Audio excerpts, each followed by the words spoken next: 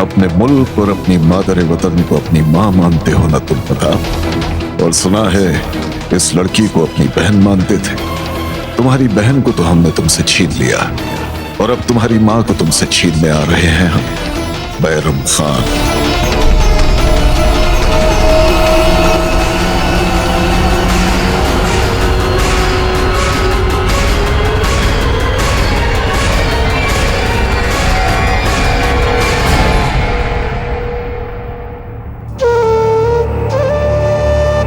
तुम्हारा ध्यान रखेंगे, तुम्हारी रक्षा करेंगे जब तक कि तुम्हें अपने ससुराल न पहुंचा दें। हम अभी सदा सदा के लिए आपकी रक्षा की व्यवस्था कर देते हैं।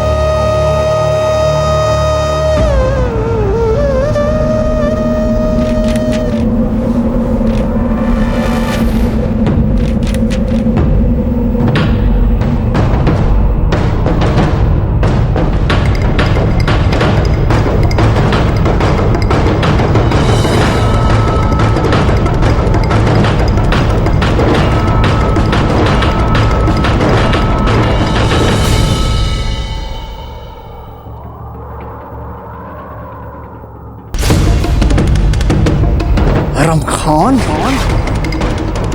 राणा जी हम आपको आश्वस्त करते हैं, इस बैरम खान से इस कायरतापूर्ण क्रूरता का बदला अवश्य लिया जाएगा।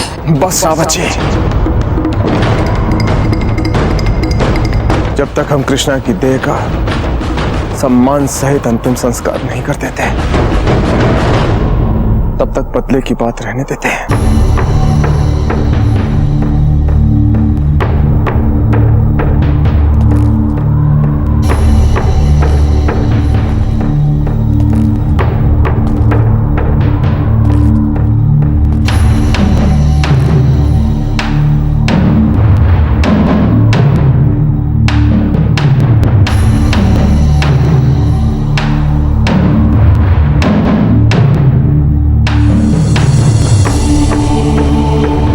चलिए कुंवर प्रताप,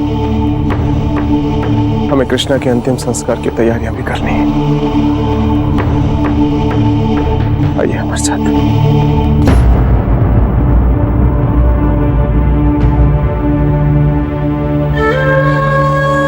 कृष्णा को देखकर लगता है कि इसको बहुत पीड़ा और कष्ट से मौत आई है। आप इनकी देह को अंतिम संस्कार से रोककर इनकी पीड़ा को और बढ़ा रहे हैं कुंवर प्रताप। चलिए हमारे साथ।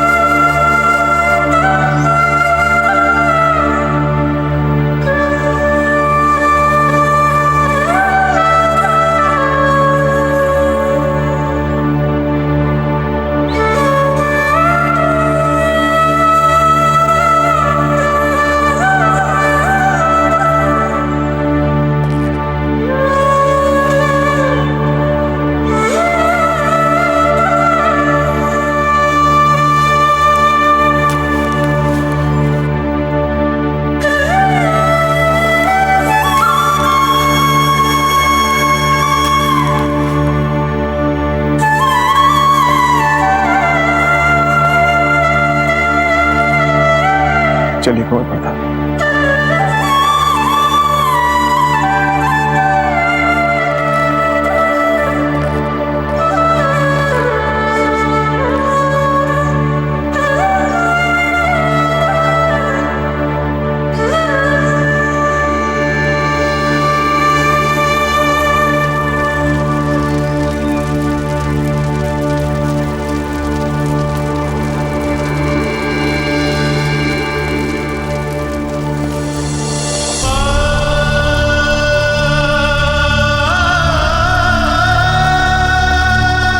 पता है बाबूजीराज, हम सब जो लंबे समय से कृष्णा के मित्र थे, हमें मन ही मन आपकी तरफ से ईर्ष्या होती थी, क्योंकि आपके तीनों रूप, सेवक का रूप, सखावीर का और मेवाड़ के राजकुमार का, जो स्नेह, विश्वास और सम्मान आपने कृष्णा के मन में अर्जित किया था, सचमुच हमें मन ही मन आपसे ईर्ष्या होती थी।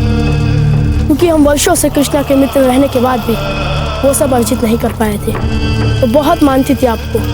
उसका मानना था आप जैसे साहसी और शूरवीर अपने सारे जीवन में नहीं देखा था।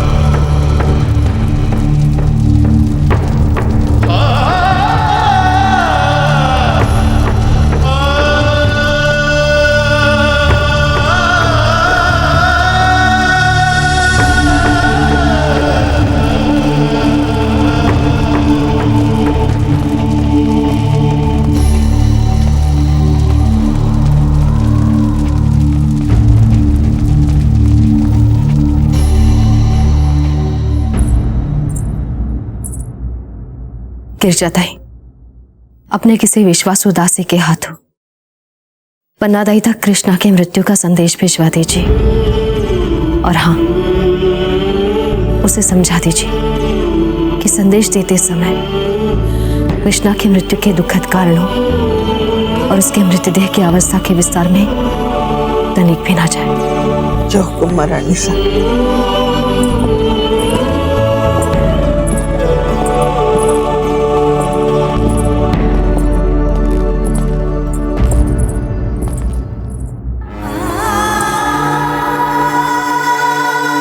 कुंवर प्रताप नहीं आए आपके साथ राणा जी?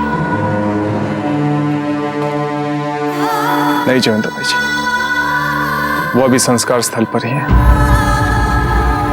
लगता है उन्हें बहुत गहरा धक्का पहुंचा है। हम बात करते हैं उनसे। रुक जाइए जयवंताबाई जी, कुंवर प्रताप को कुछ देर अकेले रहने दीजिए। जब हमारे बच्चे अपनी जटिलताओं से निकल रहे हों तब हम लोगों को उन्हें छेड़ना नहीं चाहिए, अकेले छोड़ देना चाहिए। बच्चे अपने स्तर पर अपने दुखों का सामना करेंगे, उनमें डूबेंगे, फिर स्वयं ही उनसे उभरेंगे। दुख सदा बहुत निजी होते हैं जयवंताबाई जी, फिर चाहे वो बच्चों के ही क्यों ना हो। अगर बच्चे हमसे दूर रहना चाहें तो हमें उन्हें छोड़ देना चाहिए। और वैसे भी इस समय जाकर आप कुंवर प्रताप से उनके दुख के बारे में बात नहीं कर पाएंगे, क्योंकि वो आपसे कुछ बोलेंगे ही नहीं। इसलिए उन्हें समय दीजिए अपने दुखों से उबरने का। चलते हैं जयवंताबाई जी।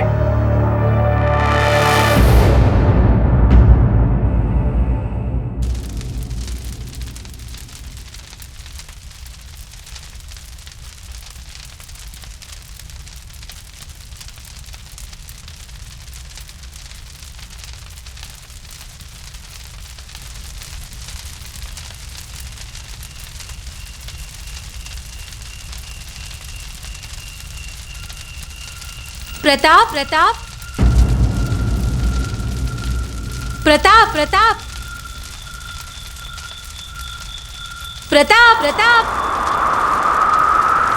प्रताप प्रताप हम यहाँ हैं प्रताप। प्रताप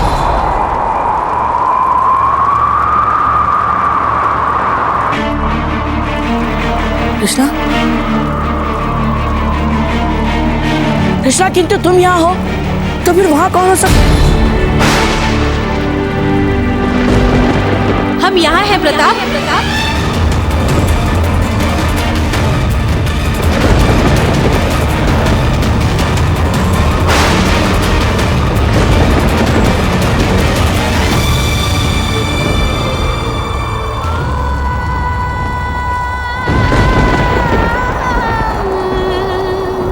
पता है प्रताप, हमें सदा यही लगता था कि आपके रहते हमारा कोई कुछ बिगाड़ नहीं सकता।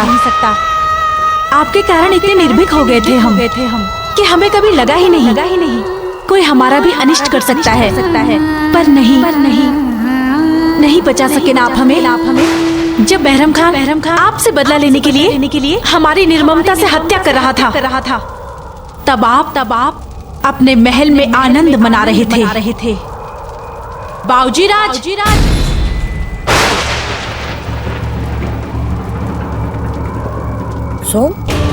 आप तो हमें भी बचा नहीं पाए थे ना बाऊजी राज, है ना? आप हमारे लिए मित्र से भी बढ़कर थे बाऊजी राज। लेकिन उसके बदले हमें क्या मिला? मृत्यु। सोचिए बाऊजी राज, जिस वक्त मेरी मृत्यु हुई, क्या उस वक्त मुझे मरना चाहिए था? आप तो बने रहे शक्तिशाली और आपकी सुरक्षा के साधन भी बने रहे अपने स्थानों पर। आपके शत्रु ने आप तक पहुंचने के लिए मुझे मार डाला। क्या यही तरीका है बाऊजी राज अपने मित्रों के प्रति साथ देने का? बोलिए बाऊजी राज, बोलिए। कुंवर प्रताप,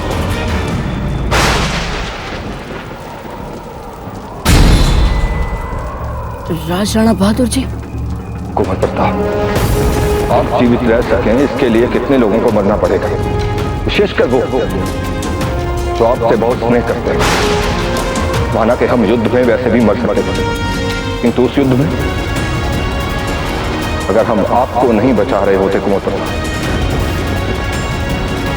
तो कोई नहीं मार सकता था, कोई भी नहीं। आपने हम सबको भावनाओं में ऐसे मारा,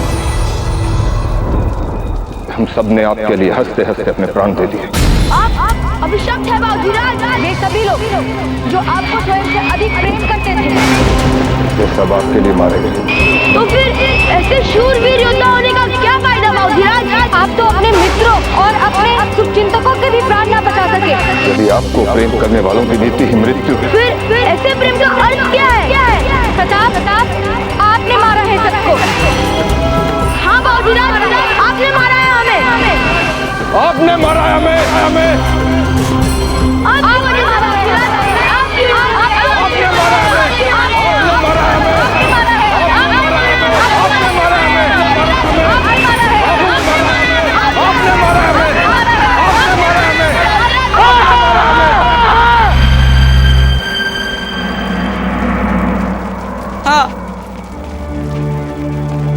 हम जानते हैं आप सबकी मृत्यु का कारण हम हैं। हम एक अच्छे मित्र कहलाने योग्य नहीं है। आपके सब आरोप स्वीकार है हमें, और हम क्या करें? क्या करते हम? हमें क्षमा कर दीजिए, हमें क्षमा कर दीजिए, क्षमा कर दीजिए हमें।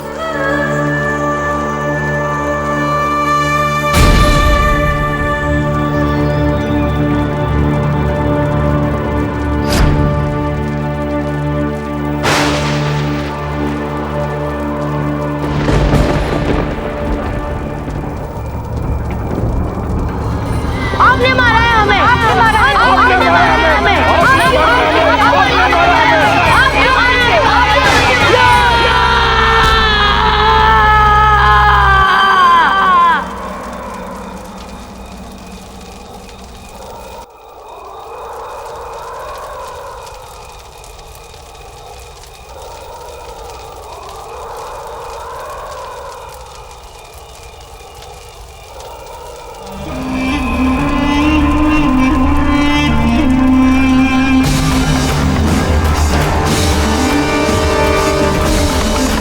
हमारे और बूंदी के बीच अगर कोई दीवार है तो बस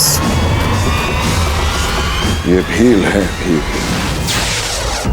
पिछले कुछ वर्षों से हमारे संबंध इन भीलों के साथ कुछ ठीक नहीं चल रहा है नाना जी, और इसलिए हमें भय है 40,000 सैनिकों से सुसज्जित ये मुगल सेना जो इस समय अरावली पर्वत श्रृंखला के उस ओर पर खड़ी है, यदि इस सेना को जंगलों के भीतर से भीलों ने सरल मार्ग दे दिया तो इन पर यथोचित आक्रामक पहल करने के लिए हमारे पास समय नहीं बचेगा।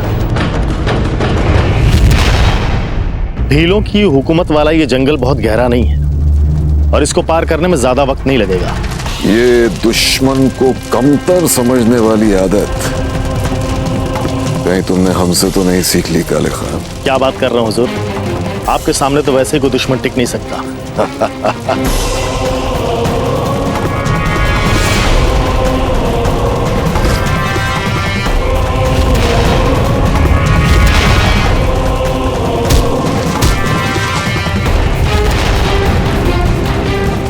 अब देखो तुम्हारी आंखों के सामने तुम्हारे इस मुगल ध्वज को कैसे जलाकर राख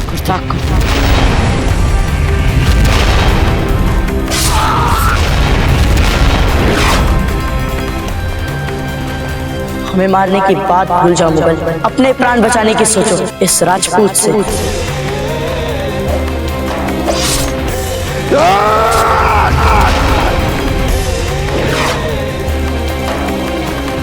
एक बात सुन लो सब कान खोल के, जंग से पहले जीत के लिए मुतमईन होने वाला कभी कोई जंग नहीं जीत सकता, खास तौर से राजपुताने में। हमने माना कि भील सिर्फ इस जंगल के बाशिंदे हैं, मगर इसी जंगल में पैदा हुए हैं, पले हैं, बड़े हैं, इस जंगल को हमसे बेहतर जानते हैं। और भीलों के पास खोने के लिए न सल्तनत होती है, न महल, न तख्त, न ताज, और ऐसे लोग ज्यादा खतरनाक और जमजू होते हैं। ये भील हमें अपना शत्रु मानते हैं राणा जी। जो ही हम इनके जंगलों में प्रवेश करेंगे, ये हमें मारना आरंभ कर देंगे। आप ठीक कह रहे हैं रावत जी। हम इन भीलों से इनके जंगलों में संकट मोल नहीं ले सकते। भील अपने जंगलों को हमसे अधिक जानते हैं। इसका एक ही विकल्प है, वो है बातचीत। भीलों को बातचीत और मंत्रणाओं में उलझाया जाए, कूटनीति का सहारा लिया जाए रावत जी। किंतु हुक्म, इनसे बातचीत करने के लिए जो भी इनकी सीमा में प्रवेश करेगा उसे मार देंगे ये भील। हम समझ नहीं पा रहे हैं कि इस महत्वपूर्ण अभियान के लिए किस पर भरोसा करें। कुंवर प्रताप।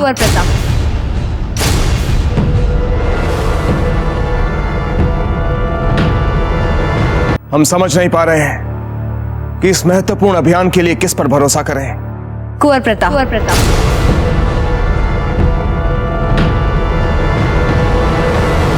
कुंवर प्रताप? कुंवर प्रताप भीलों के सीमा क्षेत्र में जाएंगे? नहीं जयवंता भाई, कुंवर प्रताप अभी एक लड़के हैं। उन्हें ऐसे संकट अभियान के लिए झोंक नहीं सकते हैं। लेकिन हमें भीलों से लड़के अपनी ताकत जाया नहीं करनी है काले खान। अव्वल तो वो हमारे दुश्मन है ही नहीं, हमारा अव्वल दुश्मन है मेवाड़। इसलिए हमें भीलों को इस वक्त समझा बुझाकर या जरूरत पड़ने पर फुसलाकर अपनी तरफ करना है बस। और वो भी उदय सिंह और उसका बेटा कुछ करे उससे पहले करना है। पर हुजूर, भीलों का मेवाड़ के साथ में कोई मादरे वतन पर मर मिट जाने का रिश्ता नहीं है, और ना ही कोई हम मुल्की रिश्ता है। उनके जंगल में कोई भी बाहर से आता है तो उसे अपना दुश्मन समझ बैठते हैं। ये ख्याल उनमें उस वक्त तक ही रहा होगा काले खान, जब तक प्रताप वहां नहीं गया होगा। इस लड़के में मुल्क परस्ती का और अपनी मादरे वतन पर मर मिटने का ऐसा जज्बा जो हम लोगों के लिए एक खौफनाक छूत की बीमारी जैसा है। छूत की बीमारी, जो भी एक बार उस लड़के से मिल लेता है, बस उसमें वो मुल्क पे मर मिटने वाले जरासीम डाल ही देता है। कुंवर प्रताप में ऐसे गुण हैं कि वे जिनसे भी मिलते हैं उनके साथ एक संबंध जोड़ लेते हैं, उनके मन में अपना एक विशिष्ट स्थान निर्माण करते हैं, और वो कभी भी दूसरों को जात पात के आधार पर नहीं देखते। सदा ही दूसरों की मदद करने के लिए तत्पर रहते हैं। कई परिस्थितियों में वे ये भी भूल जाते हैं कि वे राजकुमार हैं, और यही बातें लोगों को मोह लेती हैं। क्षमा कीजिए, हम अपने पुत्र के बारे में कुछ अधिक बोल गए, किंतु हमें अभी भी लगता है कि कुंवर प्रताप भीलों का विश्वास और स्नेह अर्जित करेंगे। क्षमा कीजिए महारानी साहब, आपने अभी अभी बाबूजीराज प्रताप के संदर्भ में जो कुछ भी कहा है वो निसंदेह सही है, किंतु ये भील इतने दुर्दांत हैं कि इन पर इतनी सरलता से विश्वास नहीं किया जा सकता। देखिए, आप सब भूल रहे हैं कि कुंवर प्रताप एक बार भीलों के संपर्क में आ चुके हैं। तब वे भीलों के सीमा में भी गए थे। वहां उन्होंने आतंक बन चुके एक नरभक्षी बाघ को भी मारा था। हमारे विचार से भीलों के पास एक ऐसे व्यक्ति को भेजने के स्थान पर जिसका उनके साथ पहले कभी संपर्क नहीं रहा हो, कुंवर प्रताप को भेजना अधिक उपयुक्त होगा, जिनका उनके साथ पहले संपर्क रह चुका है और जिनका उन पर एक उपकार भी रह चुका है। किंतु राज परंपरा के अनुसार सामरिक महत्व के ऐसे मंत्रणा अभियान के लिए हमें किसी उत्तरदायी सैन्य अधिकारी को ही भेजना चाहिए। कुंवर प्रताप ने युद्ध अवश्य लड़ा है, किंतु उन्होंने वो युद्ध आधिकारिक राजाज्ञा के बिना लड़ा था। तो फिर इसे उपयुक्त समय समझकर कुंवर प्रताप को मेवाड़ की सेना में आधिकारिक रूप से सम्मिलित किया जा सकता है, यदि आप उचित समझे तो। युद्ध हमारा द्वार खटखटा रहा है राणा जी। ऐसी परिस्थिति में नेतृत्व के लिए आपको राजमहल में ही बने रहना है। यदि एक बार आप कुंवर प्रताप को मेवाड़ की सेना में सम्मिलित करते हैं, उन्हें इस अभियान के नेतृत्व के अनुरूप पद और मान दे देते हैं, तो फिर वे इस अभियान में आपके विश्वास संदेशवाहक बन सकते हैं और आपकी राजमुद्रा के साथ भीलों से बातचीत करने जा सकते हैं।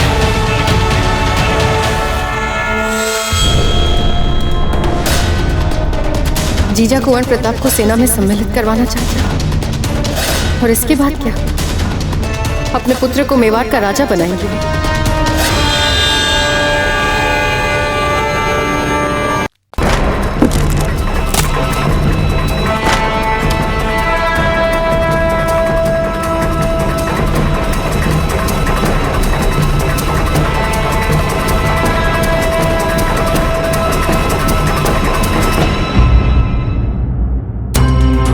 बूंदी की प्रजा के हित में जो आपने अच्छे कार्य किए, उसके लिए हम ये तलवार आपको भेंट स्वरूप देना चाहते हैं। ले लीजिए कुंवर प्रताप, हमारा प्रशस्ति चिन्ह।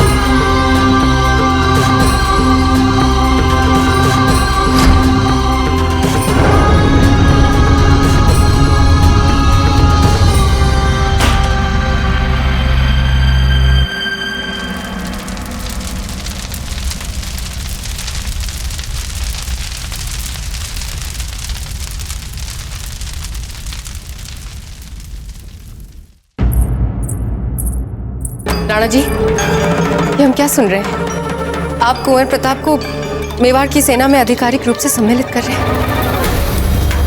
अभी कुंवर प्रताप मात्र 14 के हुए होंगे। आप उन्हें मेवाड़ की सेना में डाल देंगे और युद्ध भूमि में उतार देंगे। ये तो बुद्धिमत्तापूर्ण कार्य नहीं माना जा सकता है। बेना, अब आप जितनी बुद्धि और किसमें होगी।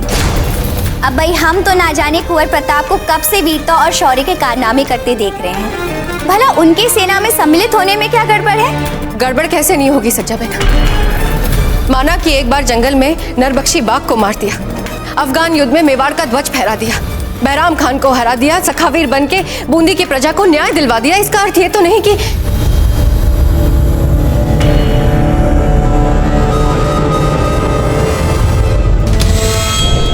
शौर्य दिखाया कई बार पर। हीरबाई जी, कुंवर प्रताप के लिए आपके मन में जो प्रेम है वो आपकी निर्णय क्षमता को प्रभावित कर रहा है। आप एक राजपूत मां हैं, अपने मन को थोड़ा और दृढ़ बनाइए। कब तक अपने आंचल से बांध कर रखेंगी अपने बेटों को? आप सही कह रहे हैं राणा जी। हमें कहा था किसी ने कि सूरज को अपने आंचल में बहुत देर तक नहीं छुपाया जा सकता। एक दिन तो वो चमकेगा ही। ठीक कहा आपने धीरबाई जी। तो इसका अर्थ ये हुआ कि इस विषय में हम आपकी भी स्वीकृति मानते हैं। जी राणा जी। तो अब ये शुभ समाचार हम चलकर सभी प्रतीक्षारत सामंतों को देते हैं। जीजा, हम अभी जाके सबको महल में ही शुभ समाचार सुनाते हैं।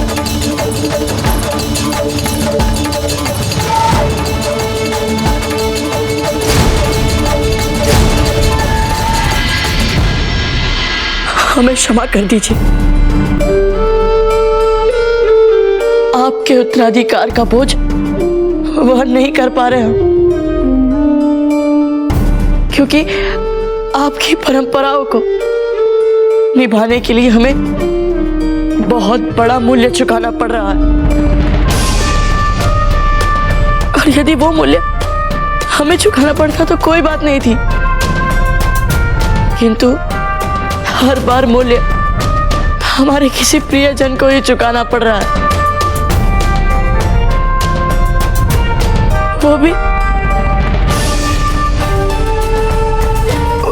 वो भी अपने प्राण देकर। जब भी हम किसी अनुचित कार्य को उचित करने के अभियान में निकलते हैं, अपने किसी साथी को या किसी प्रियजन को खो देते हैं हम। कोई दोष नहीं होता उनका, बलिदान देते हैं वे हमारे लिए। इसीलिए अब हमें भारी मन से ये निर्णय लेना पड़ा है कि अब से हम किसी भी युद्ध में भाग नहीं लेंगे।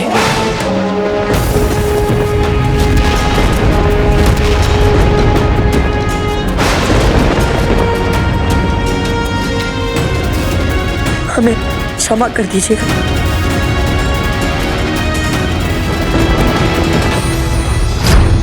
क्षमा कर दीजिए। बस अब और युद्ध नहीं और युद्ध नहीं।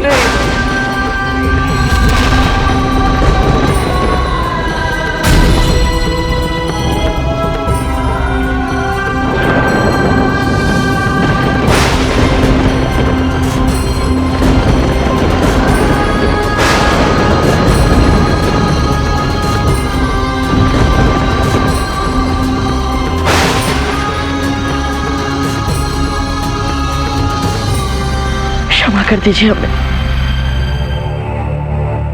हमें आप सबके सामने ये घोषणा करते हुए बहुत प्रसन्नता हो रही है कि कुंवर प्रताप को हम आज औपचारिक रूप से मेवाड़ की सेना में सम्मिलित करने की सहर्ष अनुमति प्रदान कर रहे हैं। महाराणा उदय सिंह की जय। महाराणा उदय सिंह की जय। महाराणा उदय सिंह की जय। बाबूजीराज प्रताप की जय। बाबूजीराज प्रताप की जय। बाबूजीराज प्रताप की जय। बाबूजीराज प्रताप की जय। बाबूजीराज प्रताप की जय। बाबूजीराज प्रताप की जय। बाबूजीराज प्रताप की जय। बाबूजीराज प्रताप की जय। बाबूजीराज प्रताप की जय। बाबूजीराज प्रताप की जय। बाबूजीराज प्रताप की। अम्मा घड़ी बाबूजीराज, राणा जी ने आपको इसी समय रानी मासा की कक्ष में याद किया है। बाबूजीराज, आप शीघ्र वहां पहुंच जाइए। कोई विशेष बात? विशेष बात तो है, राणा जी आपको स्वयं बताएंगे।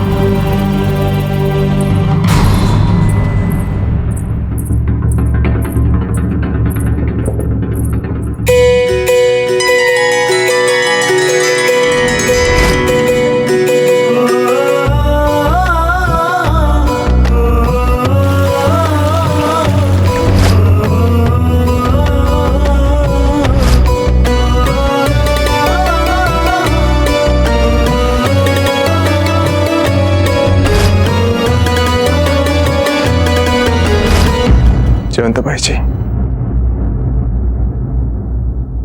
आप ही का सपना था ना कि कुंवर प्रताप मेवाड़ की सेना में सम्मिलित हो, और आपने इस विषय पर हमसे तर्कसंगत की बातें भी की थी। तो फिर आज जब आपकी चिर प्रतीक्षित अभिलाषा पूरी होने जा रही है, तो आपकी आंखों में आंसू कैसे?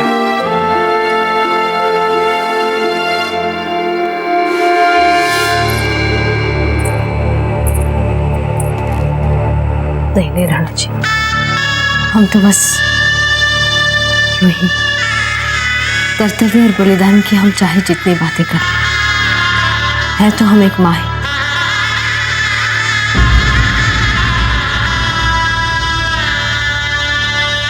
आंखें तो आपकी भी नम है राणा जी। नहीं,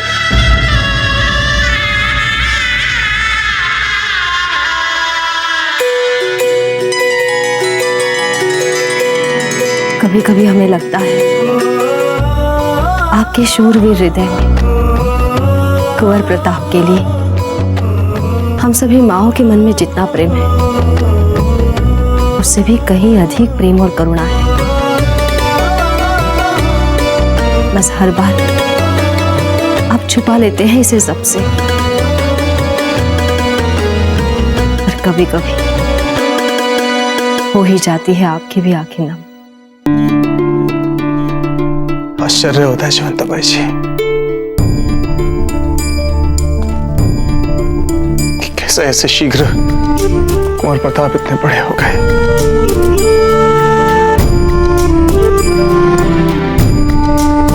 क्या आवश्यकता थी उनको इतनी जल्दी बड़े होने की? कितना भोला और कितना सुंदर बचपन था ना उनका। पलक झपकते ही सब बीत गया। कल की बात लगती है हमें, जब कुंवर प्रताप के जन्म के तुरंत बाद आपने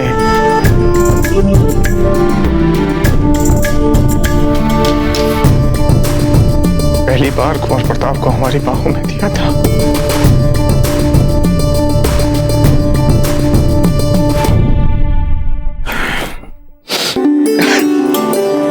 स्मरण है आपको वो पल?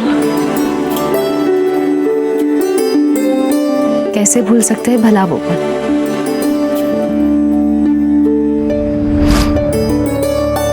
जयवंताबाई जी, आज एकलिंग जी ने हमें निहाल कर दिया। आज हमने अपने शत्रु बनबीर को अपनी सीमा से खदेड़कर चित्तौड़ वापस ले लिया, और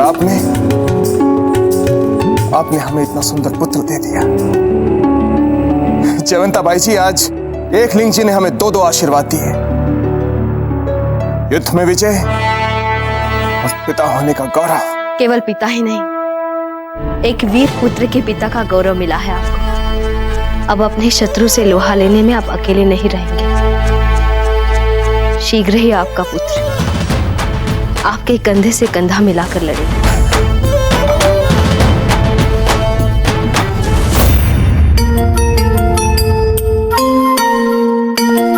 जयवंताबाई जी,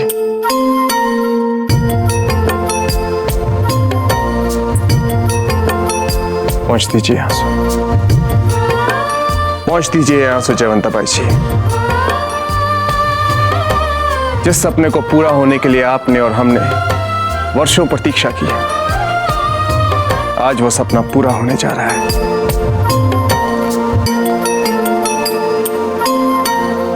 दाजीराज,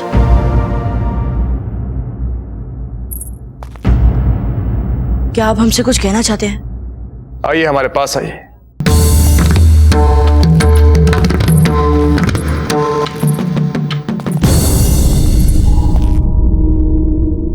कुंवर प्रताप, हम जानते हैं कि आपके मन में कृष्णा के लिए बहुत सम्मान और स्नेह था, परंतु यह भी सत्य है कि एकलिंग जी ने आपको एक सुअवसर प्रस्तुत किया है जिसमें डूबकर आप अपने इस दुख को भूल सकते हैं। निकट भविष्य में मुगलों के साथ संभावित युद्ध में विजय की हमारी एकमात्र आशा में सामरिक महत्व का एक अभियान है, जिसके लिए सभी सामंतों ने एक मत से हमारी अनुमति के साथ आपको चुना है। कुंवर प्रताप, कुंवर प्रताप, आप इसका अर्थ जानते हैं? इसका अर्थ यह हुआ कि हम आपको मेवाड़ की सेना में सम्मिलित कर रहे हैं। इस युद्ध में आप अपनी सैन्य टुकड़ी के नायक होंगे। कुंवर प्रताप, बताइए कि आप तैयार हैं इस गौरव के लिए?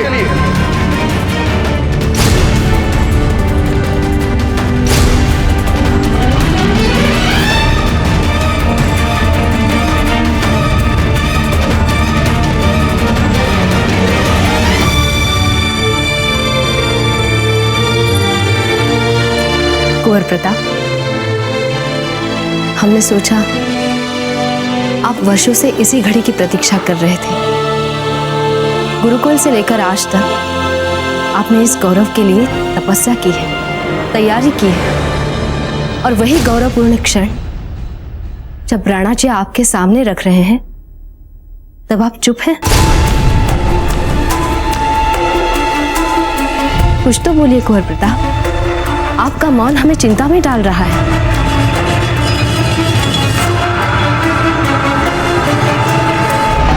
क्षमा कीजिए रानी माँ, क्षमा करें दाजीराज, परंतु हम एक निर्णय ले चुके हैं। कैसा निर्णय है? कि अब हम कोई युद्ध नहीं लड़ेंगे।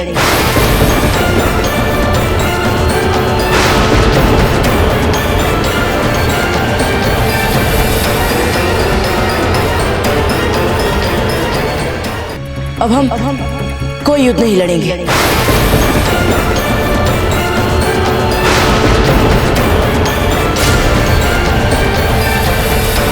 कुंवर प्रताप,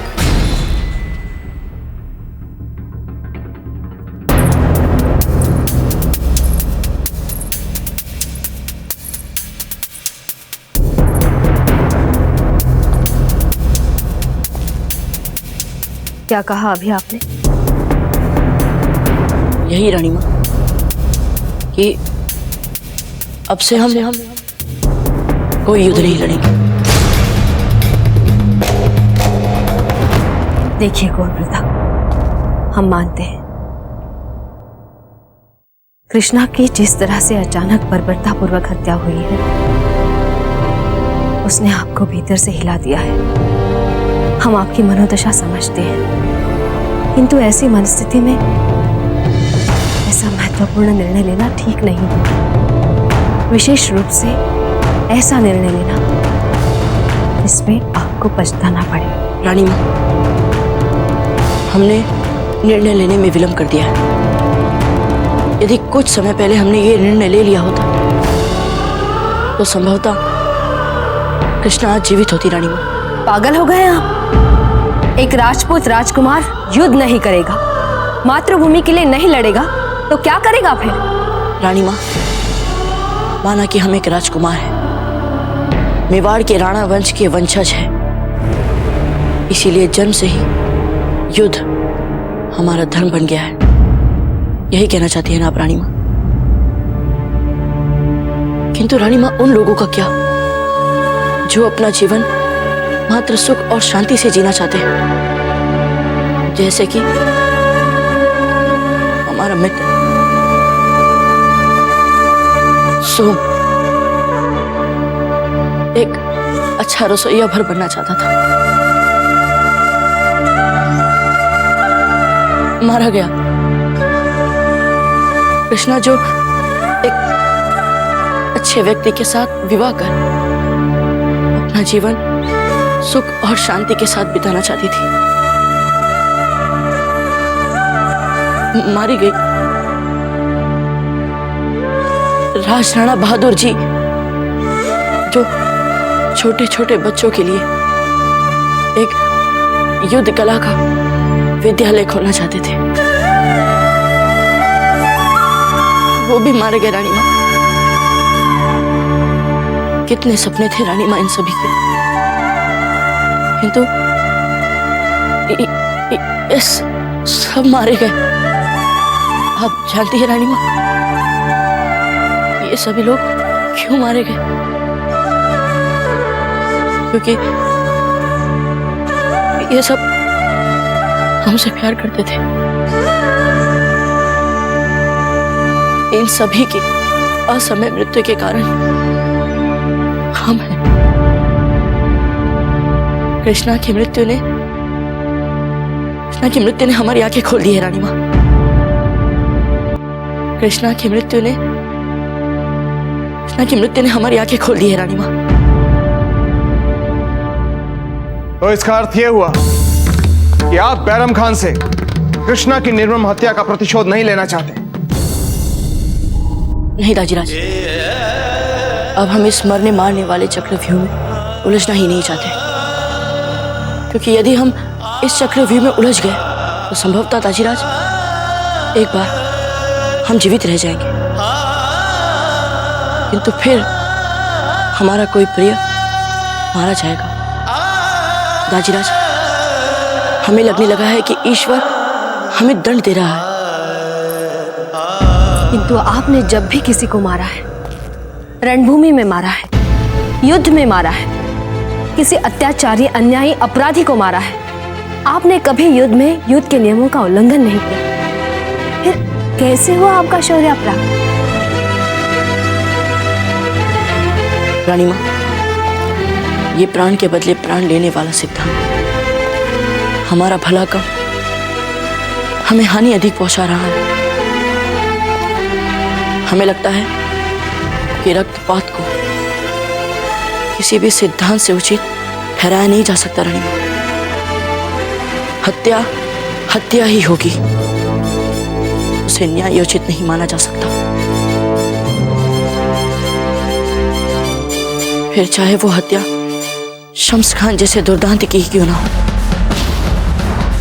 बहराम खान को भी ईश्वर समय आने पर उसके पूरे पापों का दंड अवश्य देगा।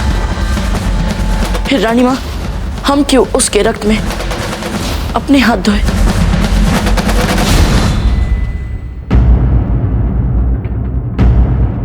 कुंवर प्रताप,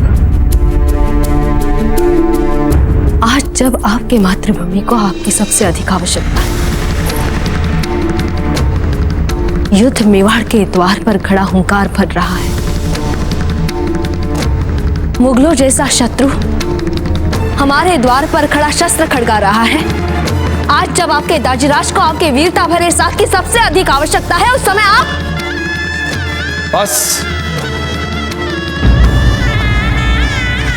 बस जगदम्बा जी,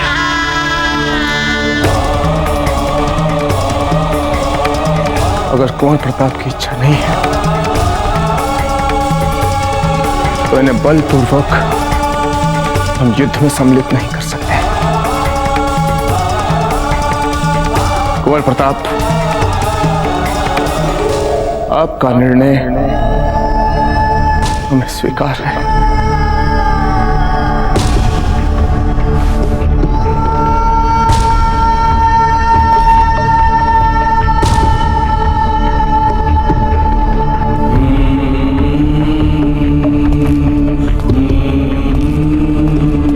जयवंता जी,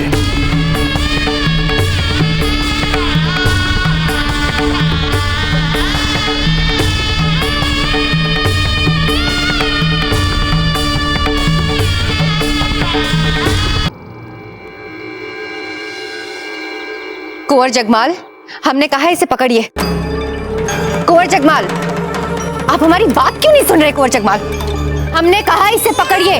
अरे बेना, यदि कुंवर जगमाल छुरी नहीं पकड़ रहे तो आप इतनी हट क्यों कर रहे हैं? रहने भी दीजिए, अभी तो वो बच्चे हैं। ये एक राजपूत राजकुमार है, आगे जाके इन्हें मेवाड़ की सेना का नेतृत्व करना है। यदि अभी से हत्यारों से प्रेम नहीं करेंगे तो क्या गुड्डे गुड्डियों से प्रेम करेंगे? लो कुंवर जगमाल, पकड़िए इसे। अरे बेना, हमारा तो यही मानना है, सभी बच्चों की होती है अपनी अपनी नियति, अपनी अपनी प्रकृति। और वैसे भी सेना का नेतृत्व करने के लिए कुंवर प्रताप तो है ना। अभी राणा जी ने कल ही तो घोषणा की है उन्हें सेना में सम्मिलित करने की। और हमें पता है बेना, समय आने पर राणा जी हमारी कुंवर शक्ति को भी क्षमा कर देंगे। और देखना, बड़े होकर कुंवर शक्ति और कुंवर जगमाल कुंवर प्रताप के दाएं और बाएं हाथ बनेंगे। नहीं संजा जीजा, हमारे कुंवर जगमाल किसी के दाएं या बाएं हाथ नहीं बनेंगे। यदि वो कुछ बनेंगे तो मेवाड़ के सर्वोच्च सेना नायक बनेंगे। हम किसी का शासन नहीं चलने देंगे इन पर, ये करेंगे सब पे शासन। पर रानी साहब, हमने तो सुना है कि बावजीराज प्रताप युद्ध में सम्मिलित ही नहीं हो रहे, उनकी तो युद्ध करने की इच्छा ही नहीं रही। क्या आपने ये समाचार हमें पहले क्यों नहीं दिए? हमें लगा ये तो राजमहल में सबको पता है, इसलिए।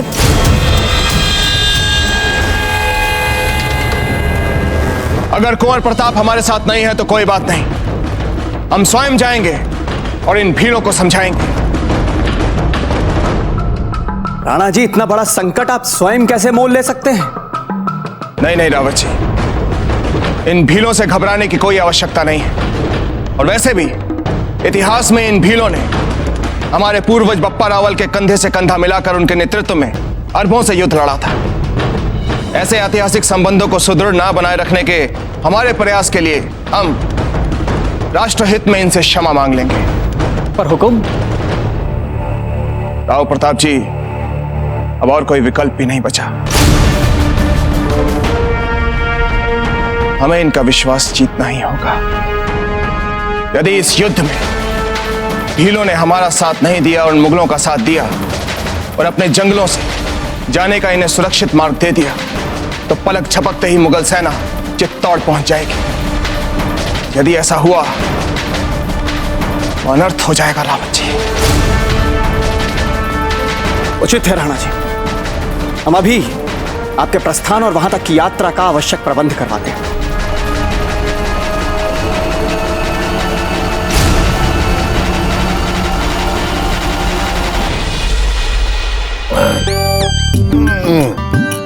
मदिरा नहीं, मातो घूम रहे हो। हमें हमारा जी संकट में नहीं डालना है, क्योंकि हमें युद्ध करना है। युद्ध नहीं, बैरम खान जी क्या कहते हैं उसे? जांग। हाँ, जंग करना है। जंग करना है, जंग करनी है, जंग करनी है हमें। आप सब जाइए, हमें जंग के बारे में सोचने दीजिए। जाइए, जंग लड़नी है, जंग। मेवाड़ के साथ जंग, उदय सिंह के साथ जंग। हुजूर, जनाब का इकबाल बुलंद हो। इकबाल क्यों? हमारे सारे बाल बुलंद हो। कहिए, हुजूर आपके सारे बाल बुलंद हो, जय हो। हुजूर, आपके लिए बैराम खान साहब का पैगाम लाया हूं। बैराम खान का पैगाम? लाइए लाइए लाइए।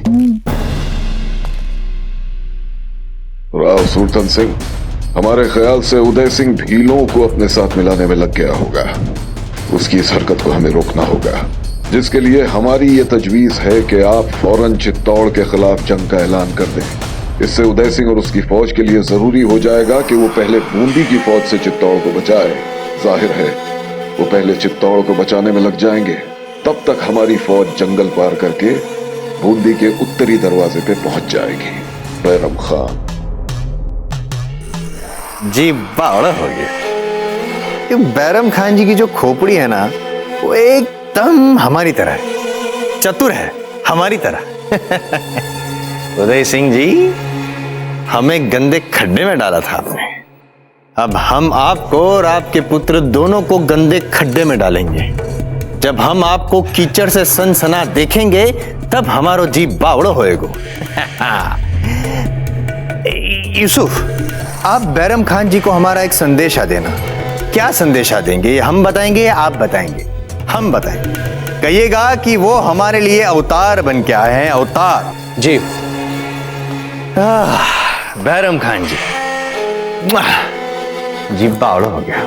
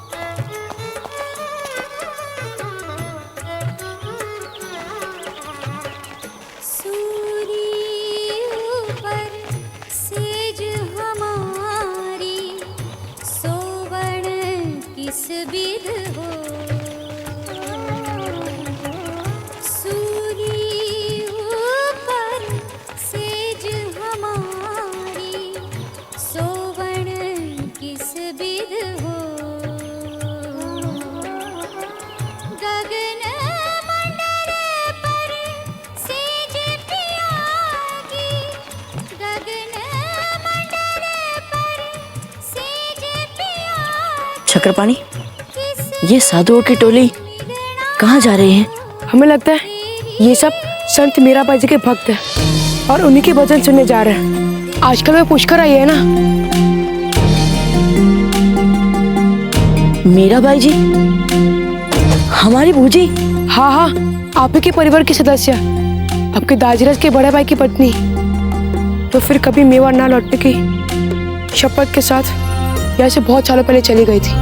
हाँ चक्रपाणी, ये हमारे परिवार के एक ऐसे दुखद अध्याय है जिसके बारे में कोई भी कुछ नहीं बोलना चाहता।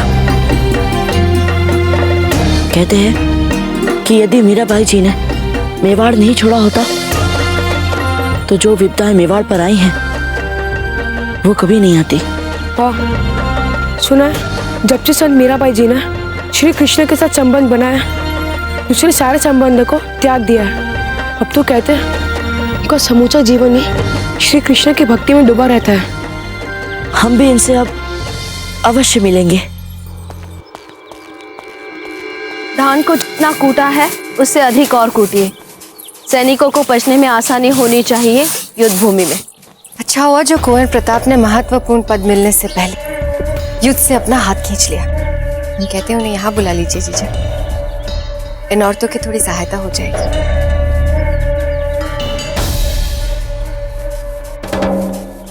हल्के हाथ से करिए, हल्के हाथ से। हमारे कुल के पहले बालक है ना, इतनी छोटी उम्र में वैराग्य हो गए।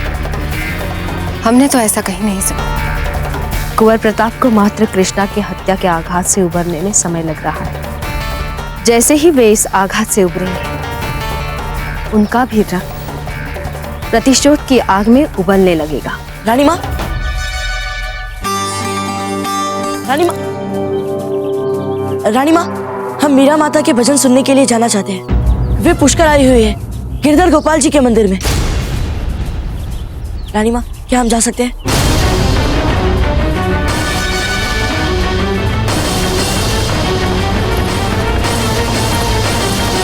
कहाँ सुन लिया आपने ये संत मीरा माता के भजन? रानी माँ, एक साधुओं की टोली जा रही थी ये भजन गाते गाते, उन्हीं से सुने हमने ये भजन। भक्ति के रस में डूबे भजन सुनते ही हमारे मन में जो भी चल रहा था उन सभी पर छा गए ये भजन। इतना शांत हो गया हमारा मन रानी माँ कि हम आपको क्या बताएं। अच्छा लगा जैसे धीरे धीरे ये भजन हमारे रक्त में घुलते जा रहे हैं। वाह जीजा, इनकी रगों में बिल्कुल राजपूतों जैसा रक्त उबल रहा है।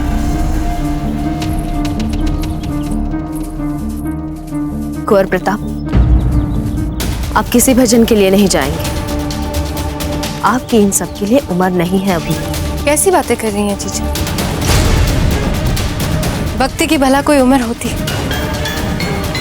जब ईश्वर का बुलावा आए चल पड़ा। आप चिंता मत कीजिए कुंवर प्रताप, आपकी छोटी माँ आपको ले जाएगी, क्योंकि हम अच्छी तरह समझते हैं जब मन अशांत हो तो कैसा लगता है। सहयोग के लिए धन्यवाद धीरबाई जी, किंतु यदि इन्हें वहां जाना है तो हम स्वयं जा सकते हैं अपने पुत्र के साथ। धन्यवाद रानी माँ। चलिए कुंवर प्रताप।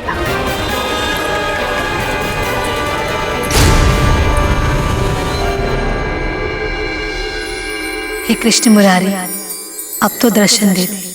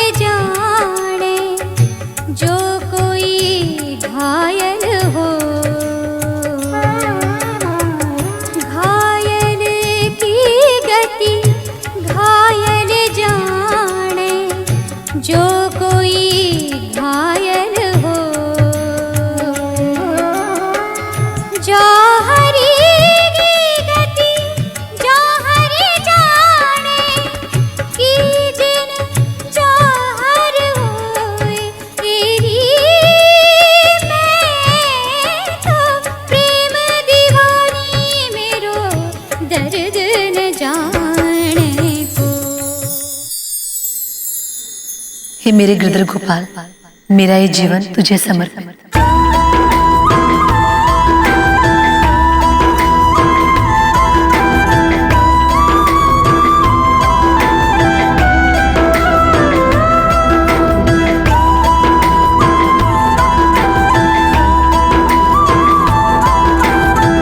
एक समय की बात, एक माँ थी जो अपने शूरवीर पुत्र के पीछे पड़ी रहती थी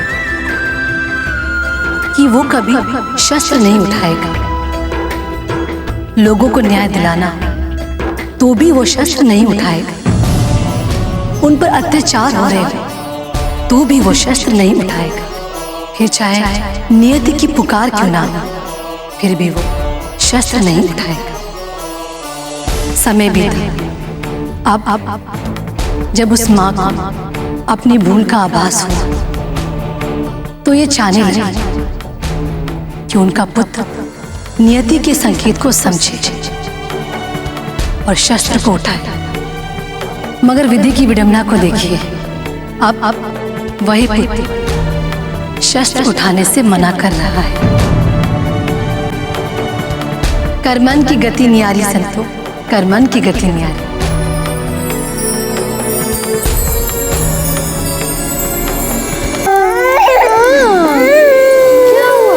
रानी साहब, आपने बुलवाया?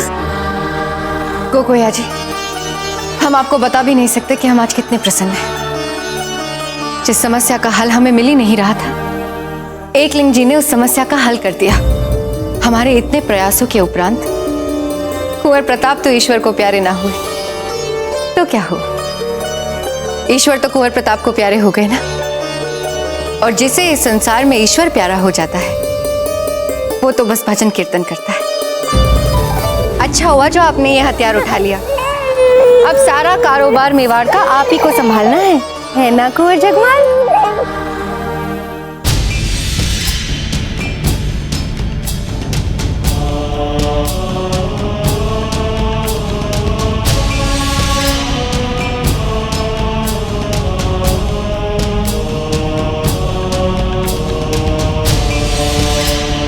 मीरा माता, हमें भी अपने साथ द्वारका ले चलिए ना।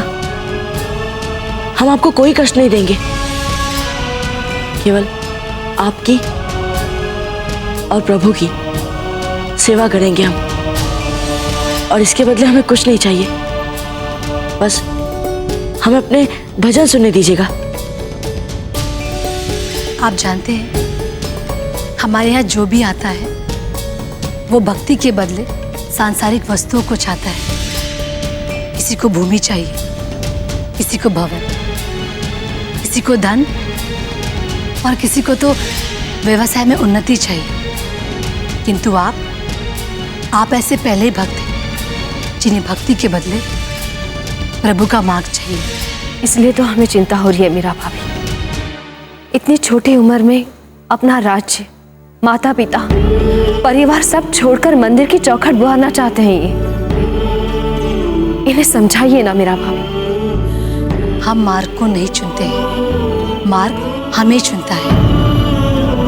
यदि प्रताप अपने मार्ग को छोड़कर किसी अन्य मार्ग में चलना चाहते हैं तो इसमें न आप कुछ कर सकती है और न ही हम कुछ कर सकते हैं। किंतु इन्हें आप हमारे पास छोड़ जाइए।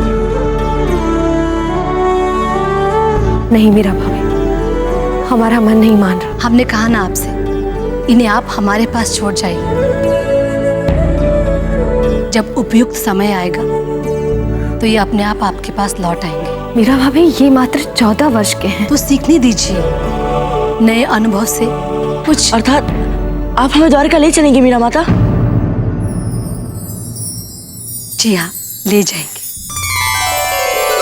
नहीं मीरा भाभी, नहीं।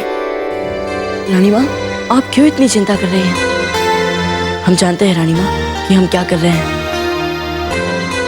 और इस बहाने हमें मीरा माता के साथ रहने का अवसर भी तो मिल रहा है। इससे बड़ा सौभाग्य हमारे लिए क्या हो सकता है रानी माँ?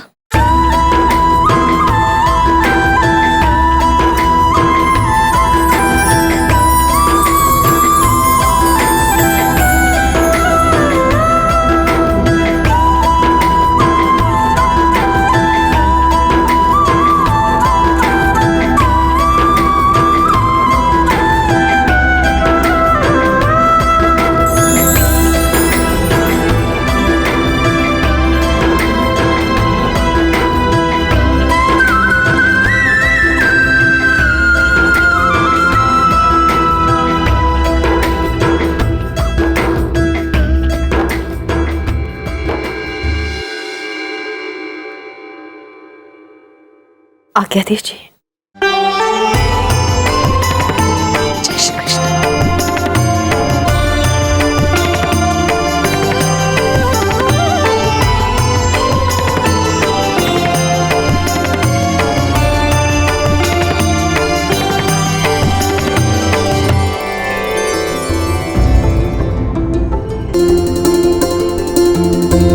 द्वारका तो हम आपको अपने साथ ले जाएंगे, किंतु आपको एक साधारण सा भिक्षु बनकर हमारा एक छोटा सा काम करना होगा गिरधर गोपाल के लिए। आज्ञा दीजिए मीरा माता, आप जो कहेंगी हम वही करेंगे। ठहरिए, हम अभी आते हैं।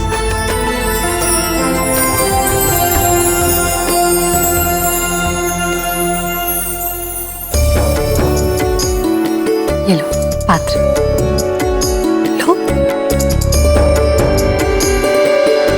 प्रताप, पहले आप अपनी रानी माँ को उनके काडोले तक छोड़ाइए, और हाँ, अपनी रानी माँ को अपने सारे आभूषण, धन और सारी मूल्यवान वस्तुएं सौंप दीजिएगा, और फिर गांव से भिक्षा मांगकर हमारे गिरधर गोपाल के लिए उनकी भोग की सामग्री ले आइएगा।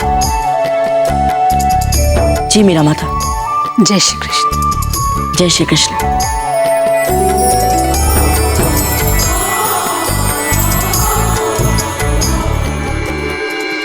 कदर न जाने को घायल की घटी घायल ही जाने, जो कोई घायल हो।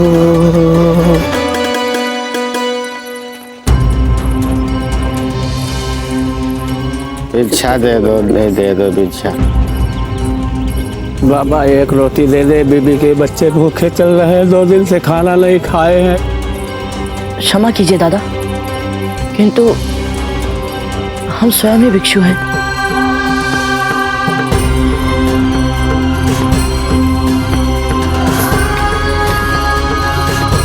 जय श्री कृष्ण। गुड़ चावल मिलेगा भिक्षा में बाबा? तुम कहीं बाहर से आए हुए लगते हो बेटा। जी हाँ। तभी इस लूटे हुए गांव में भिक्षा मांग रहे हो। लूटे हुए? किसने लूटा इस गांव को? मुगल सेना ने। और किसने बेटा?